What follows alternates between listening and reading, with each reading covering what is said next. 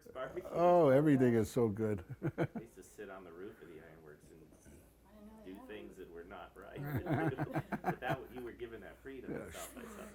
6th Street, man, like Mardi Gras. I know. That's where I must have seen 90 bands in 2 days. Not all fantastic, but there was a couple that just blew us away. I mean, wonderful. And we had just done the movie part of the Wrecking Crew, for the festival. Right. And then we stayed over, and then it was time to go home. I can't go home, and I had to go home. I could have stayed the whole week. I think this is a good thing to start. This is a good question to ask. You're watching a new generation of musicians who are out there getting their chops on the road playing.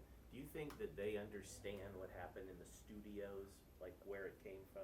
Well, a lot of them don't, but a lot of them do. You know, do. That's interesting. But a lot of them that really want to be a studio musician per se will take the interest and listen. But a lot of these great bands now, they grew up with our music and they listen to it. That's what they practice to. That's what their parents played for them, and now they're taking it to another place. You know, I mean, you'll hear some punk rock band playing, and all of a sudden there's a throwback to, you know, the Wall of Sound in a record. I always thought that Bruce Springsteen loved the Wall of Sound, and I know he did. You know, the same way everybody else did. It was an effect that made a big difference. And the kid, I'll tell you a great story. I was at MI doing a seminar, and there was about 90 kids in this room with me, and now it started, and the teacher said, pay attention because you're going to learn something about the real way of recording. So some kid said, could you start right at the beginning? How was it? I said, well, in the beginning, it was mono, you know, and some kid gasped. He went, ah! And everybody turned around, and I said, what's wrong, son? He says, you know, my father had that. And that's the God's honest story. And I looked at him and I said, boy, am I in trouble now. And that's how the whole session started, because it was, you know, it was mono, then it was 2-track. When they had 8-track, I remember listening to, I think it was Hal or Tommy Tedesco, we were all standing, what the hell are they going to do with all these tracks now? You know, and that was the start. And from there I went to the 24-track, and now when you do a date, I still am not used to not seeing the tape going around because it's all digital, you know. And I miss the analog, you know.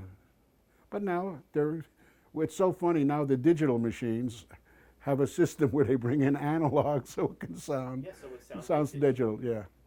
Well, the whole idea now is to sound real. Of course, of course. Technologically real. Yeah, you know, I got offered a job about 12 years ago just to come in and help Capitol Records re-release, and that meant I would sit there with an engineer, and they were going to take out every breath, every guitar squeak, and now it's going to, I said, I can't do this. You know, a singer breathes, a guitar player squeaks, but you know, but it's digital. I said, so what? And what they did in cleaning up, and they're not the only ones, all of them are responsible for making all those records sound vanilla. There's not that room ambiance just goes goodbye. Because they think, you know, this is we can make it perfect. That's not the point, yeah, you know. That their karma now is destroying their industry. Oh, of course. I mean, that Babylon is crumbling. Sure it has. A lot of it is because the soul was removed. Well, absolutely. That's what you're just describing specifically. I'll tell you, we did the Hollywood Bowl this past week with Dwayne Eddy. I got to play, and we did Peter Gunn, and the whole symphony orchestra joined. So it was wonderful. Oh, yeah. But Della Reese was there to introduce B.B. King, and it's always been a thing. She says, well, my God, you're older than I am, and she was so sweet, and she says, he still can't play the guitar and sing at the same time. And it cracked the whole way, because that was always B.B. You know, whenever he sings, he stops playing. So there you have it, you know. But you know how cool he was? Oh, it still is. I saw him at Bonnaroo in Tennessee in front of 60,000 Oh, absolutely. I'll tell you what was delightful for me.